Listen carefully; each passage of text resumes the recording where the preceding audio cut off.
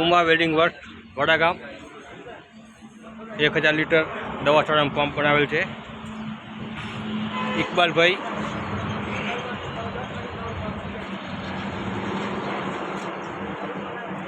વડીલ, તમારું નામ શું છે?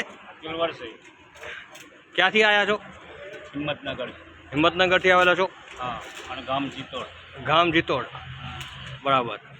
પછી તમારા શેઠનું નામ શું છે? હબીબભાઈ તાજપુરીવાલા. હબીબભાઈ હબીબભાઈ તાજપુરીવાલા. બરાબર.